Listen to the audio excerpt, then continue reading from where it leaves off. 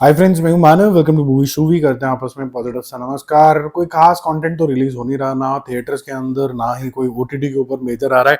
जो कंटेंट आ रहा है वो इंटरनेशनल वाला आ रहा है। तो मैंने आज शायद 3-4 कंटेंट डाला है मूवी शूवी इंटरनेशनल पे, जहां पर आप जाते भी नहीं हो और ना सब्सक्राइब करते हो, पता नहीं क्यों।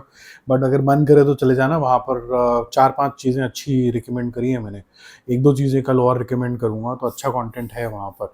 ठीक है, बाकी जो बॉलीवुड में या फिर इंडियन सिनेमा में, टॉलीवुड वगैरह में क्या कुछ हो रहा है, वो सब चीज़ें यहाँ पर बात करेंगे। 10 बातें कोशिश करेंगे जल्दी जल्दी हो जाए। और हाउसफुल 5 का एडवांस बुकिंग भी मैं इसी में ही कवर कर देता हूँ।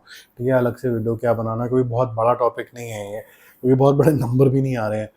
6 तारीख को ये रिलीज होने वाली है। आज हम 2 तारीख के ऊपर बैठे हुए हैं, तो क्या ये एक खतरे की घंटी है? क्या नंबर आप एक्सपेक्ट कर सकते हैं, उसके बारे में बात करते हैं। देखो, मेरा मानना ये है कि हाउसफुल 5 के ऊपर लास्ट 2-3 दिन के अंदर तेज़ी आनी चाहिए। और हिंदी फ़िल्मों के साथ यूजुअली ऐसा ही हो रहा है। अनलाइक तेलुगु फ़िल्म, जहाँ पर उनके स्टार्स के लिए 1 हफ़्ता पहले ही लाइन लगा के लोग रख रख लेते हैं। यहाँ ऐसा नहीं दिख रहा है अभी फ़िलहाल के लिए, और ये कंटिन्यूड रहेगा जब तक ये नफ़रतें कम नहीं हो जाती। मेरे ख़्याल से तो इसके अंदर ज़्यादातर जो स्टार्स हैं वो जो मेन लीड के स्टार हैं, मैं ये बोलूँगा सेल्फ मेड हैं। और कुछ लोग जिन्होंने कईयों की लेगेसी आगे बढ़ाई है। फॉर एग्जांपल, अगर अभिषेक बच्चन को बोलें तो वो अपना खुद ही अपना मुकाम बनाने की कोशिश कर रहे हैं। अमिताभ बच्चन ने तो कुछ उनके लिए कोई पिक्चर बनाई नहीं है।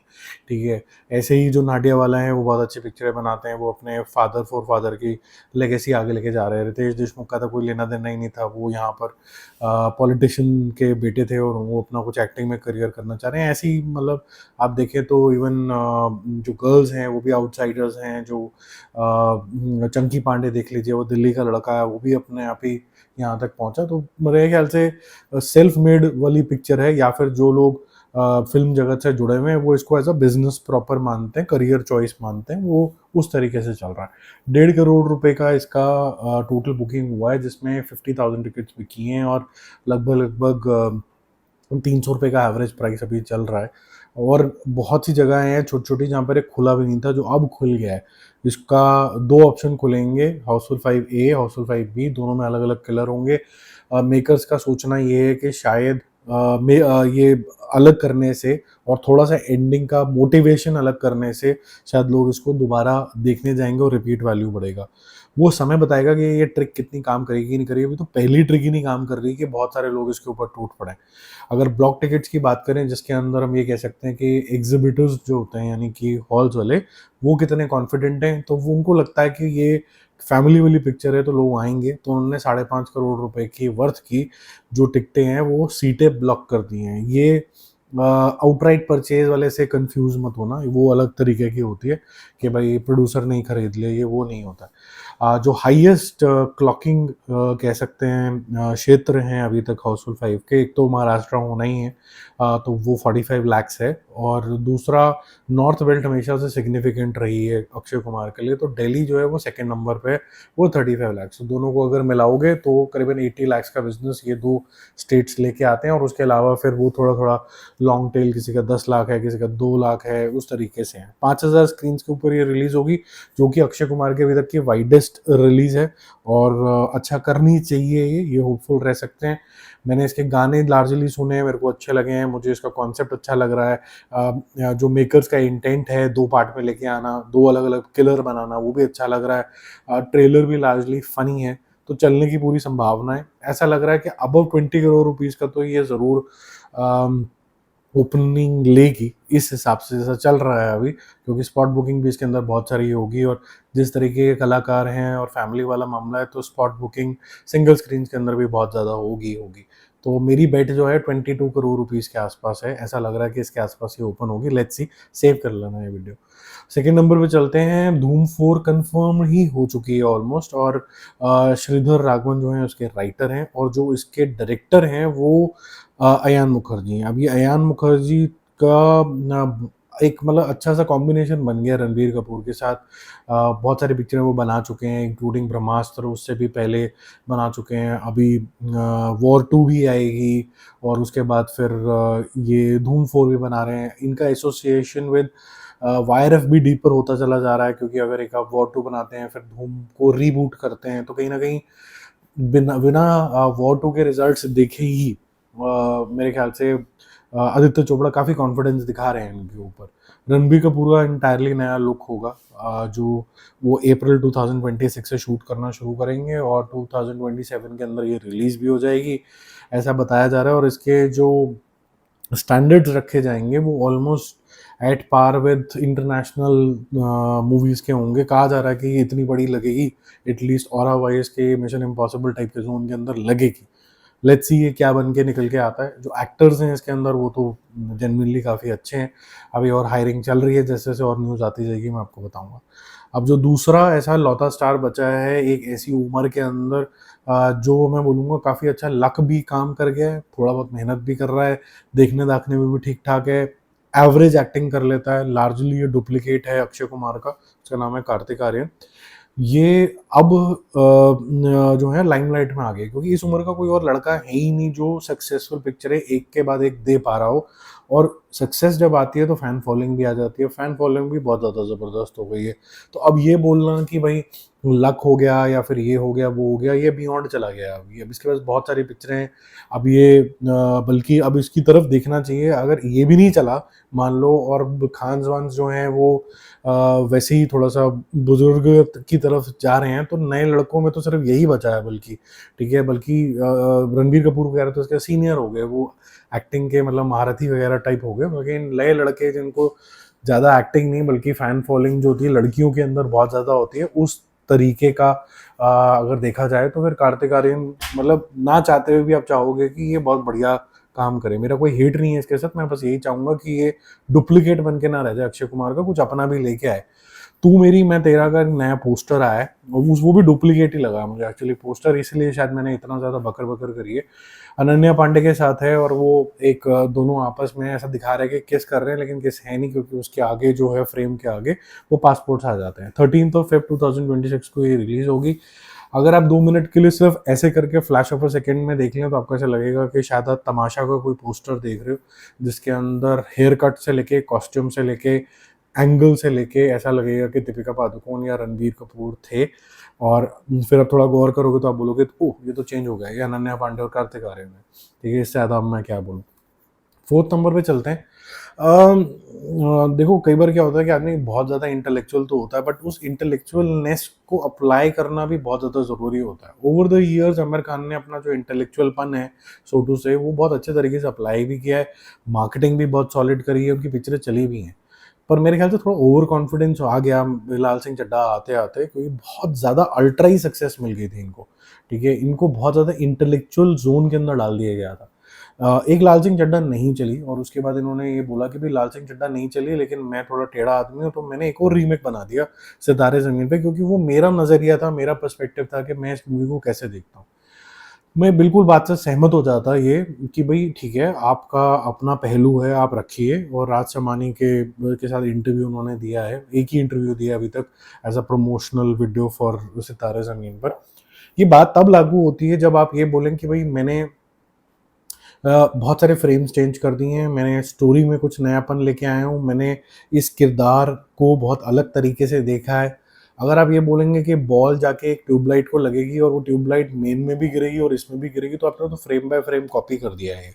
तो इस वजह से लोग शायद आपको फीडबैक बार बार दे रहे हैं कि जिसको आप क्रिएटिविटी समझ रहे हैं वो सिर्फ एक एक्टर चेंज है और लैंग्वेज चेंज है, जिसको लोग आजकल क्रिएटिविटी नहीं मानते हैं, क्योंकि वो तो लैंग्वेज तो आजकल डब हो जाती है। ठीक है, फिर उनका प्ली ये था कि शेक्सपियर भी तो इतने टाइम से लोग अलग अलग तरीके से बना रहे हैं और कई डिकेड से बना रहे हैं, तो मैं क्यों नहीं बना सकता रीमेक। आप बना सकते हैं, मोर देन वेलकम। और ऐसा बोला जाता है कि जैसे किंग जो मूवी आ रही है वो भी कहीं ना कहीं रीमेक है लियोन द प्रोफेशनल की, बट इतनी बड़ी स्टार कास्ट को देख के, और आज किंग खान का फर्स्ट लुक भी आउट हो गया जो हमारा फिफ्थ पॉइंट था, मैं इसको मिक्स कर देता हूँ इसके साथ। वो क्लियरली लग रहा है कि बहुत ज़्यादा वैल्यू ऐड किया गया है इस पिक्चर के अंदर। तो आपने वैल्यू ऐड तो कुछ किया नहीं आमिर खान जी, तो फिर लोग थोड़ा सा तो ताना कसेंगे ही कसेंगे, तो वो आपको लेना चाहिए। और दूसरा, सॉल्व करो फटाफट से, you are very talented, we want to see you. और बड़ी बड़ी पिक्चरें करो, मेन हीरो की तरह आओ। ये सोशल कॉजेज वॉजेज छोड़ दो, अब ये लोग देख लेंगे अपना अपना, आप एंटरटेन करो आके। जो मैं आपको बोल रहा था कि भाई किंग की फर्स्ट लुक ऑलमोस्ट एक तरीके से आउट हो गई है, क्योंकि ये कोई एयरपोर्ट लुक नहीं है। इसके अंदर स्टाउट बॉडी के साथ, यानी कि एकदम जैसे कहते हैं ना टिच बॉडी के साथ, लीन बॉडी के साथ एक गंजी के अंदर टैटू वैटू हैं, और वो शाहरुख खान का एक कुछ फोटोज लीक हुए हैं, उससे एक्साइटमेंट बनी। और उनकी गंजी के ऊपर लिखा हुआ था बिली हिल, जो कि एक गैंगस्टर है जो 1911 में पैदा हुआ था और 84 में मर गया था। ब्रिटिश गैंगस्टर था वो, फिरौती से लेके स्मगलिंग से लेके सारे काम करता था। और अब ये बिली जो लिखा हुआ है इनकी गंजी के ऊपर, ये इंटरेस्ट जनरेट करने लग गया कि शायद ये बिली हिल का ही कुछ इंस्पायर्ड रोल करेंगे।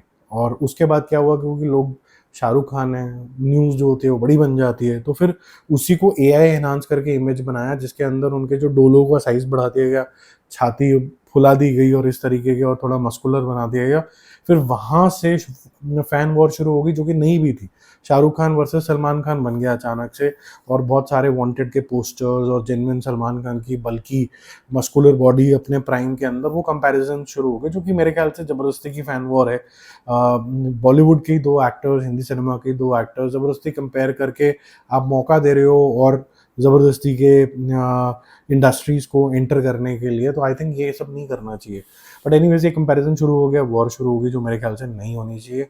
एसआरके की ये लोग इंटरेस्टिंग लग रही है, और जो भी वो एक्सपेरिमेंट नहीं करे होंगे अपनी जवानी के अंदर, वो यहाँ पर कर रहे हैं। और दूसरा एक इम्पॉर्टेंट चीज़ हो जाता है कि हीरो का जवान होना ज़्यादा इम्पॉर्टेंट नहीं है, बल्कि यंग बाय हार्ट होना ज़्यादा ज़रूरी होता है। तो यंग बाय हार्ट का पर्सोना दिखा पाना, वो इम्पॉर्टेंट होता है स्क्रीन के अंदर, ताकि यंगस्टर्स, जेन ज़ी, जेन अल्फ़ा भी रिलेट कर पाएँ। जिसकी वजह से लोग आजकल सलमान खान से थोड़ा-सा नहीं रिलेट कर पाते। वो जो जीन्स वगैरह की जो उन्होंने अजीब से स्टाइल कर लिए हैं, पहले वो नॉर्मल कार्बन ब्लू वगैरह जीन्स पहनते थे, अच्छी लगती थी। तो जो उनका फैशन स्टेटमेंट भी है, वो थोड़ा-सा जारिंग लगने लग गया है।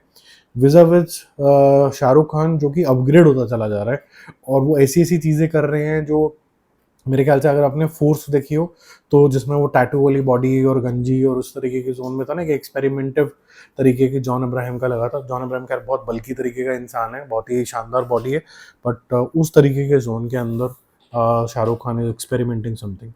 ठीक है, अब आगे चलते हैं। सनी देओल की एक मूवी आ रही है जिसके अंदर उनका कैमियो होगा, और फिर अखंडा 3 के अंदर उनका बहुत ज़बरदस्त तरीके का रोल होगा, ऐसा बोला जा रहा है। और कुछ लोग ऐसा भी मान रहे हैं कि शायद ये जो बालाकृष्ण श्याम साहब का जो बेटन है अखंडा 1 अखंडा 2 का, वो सनी देओल आगे कैरी फॉरवर्ड करेंगे। ठीक है, इनका बहुत ही इंपॉर्टेंट सा रोल होगा, ऐसा सुनने में आया है। क्या होगा क्या नहीं होगा पता नहीं। अखंडा 2 की एक्साइटमेंट लेवल तेलुगु मार्केट में तो इसलिए थी क्योंकि बालाकृष्ण साहब की जो मूवी होती है, वो वैसे भी थोड़ा सेलिब्रेटेड हो जाते हैं कि वो नया कलाकारी क्या करने वाले हैं इस बारी। ठीक है, तो उसी कलाकारी में उनको टॉम एंड जेरी वाला मज़ा आ जाता है। तो 10th ऑफ जून को इनका टीजर आएगा, और हिंदी बेल्ट में गर्माहट इसलिए हो रही है क्योंकि इसके अंदर शायद सनी देओल की ग्लिम्स दिख जाए, जो लेकिन नहीं दिखने वाली है। ठीक है, ये सनी देओल का एक हिडन तरीके का कैमियो है, जो आपको मूवी में ही दिखेगा, किसी टीजर में नहीं दिखने वाला। 7 नंबर में चलते हैं। मैं बहुत बारी बोल चुका हूँ कि रामायण से रिलेटेड जो सबसे बड़ी हाईलाइट है ना, और जो सबसे बड़ा फेलियर कभी आदि पुरुष का था, वो था उसकी कास्टिंग, चाहे वो प्रभास हो चाहे कोई भी हो। ठीक है, यहाँ पर कास्टिंग एकदम अप्रोप्रिएट होती चली गई, चाहे वो श्री राम के जी के लिए रणबीर कपूर हो, चाहे फिर वो यश हो, सारी चीज़ें एकदम सही तरीके की एक्यूरेट तरीके से हुई। यहाँ तक कि जब सनी देओल का नाम आया हनुमान जी के लिए, तो जो भी हमारे दिमाग में फर्स्ट नाम आता है कि यार ये होता तो अच्छा होता, तो वही उन्होंने हायर कर लिए, तो बहुत अच्छा किया। ऐसे ही महादेव का जो रोल होगा, शिवजी जी का जो रोल होगा, उसके अंदर मोहित रैना को हायर कर लिया गया। तो आई थिंक इसकी जो कास्टिंग है, उससे तो मैं बहुत ही ज़्यादा खुश हूँ, और ये अपने आप में एक नॉइज़ है, बहुत अच्छे तरीके की, पॉजिटिव तरीके की। तो Ramayana is doing everything right, मुझे लगता है। 8th नंबर पे चलते हैं। गोलमाल का 5th जो पार्ट है, अब नवंबर 2025 में शुरू हो जाएगा। इसको डायरेक्ट वही करने वाले हैं, रोहित शेट्टी साहब। अभी वो बना रहे हैं राकेश मारिया जी के ऊपर बायोपिक, जो कि एक क्विक फिल्म होगी, सस्ती सुंदर टिकाऊ फिल्म होगी, जो कि बहुत ज़्यादा महंगी नहीं होगी, इसमें गाड़ियाँ नहीं उड़ेंगी, इसके अंदर रियलिस्टिक तरीके का हैंड फिस्ट फाइट होगा। इसके अंदर एक रियल हीरो होंगे राकेश मारिया जी, जिन्होंने मुंबई के लिए काफ़ी योगदान दिया था, लेकिन इसको हीरोइज्म के जोन के अंदर लिया जाएगा, इसको फिल्म ही बनाया जाएगा। तो एक तो जॉन अब्राहम को इतना ज़बरदस्त तरीके के एक्शन हीरो को आप कैसे यूटिलाइज करोगे, एक इंटरेस्टिंग एस्पेक्ट हो जाता है।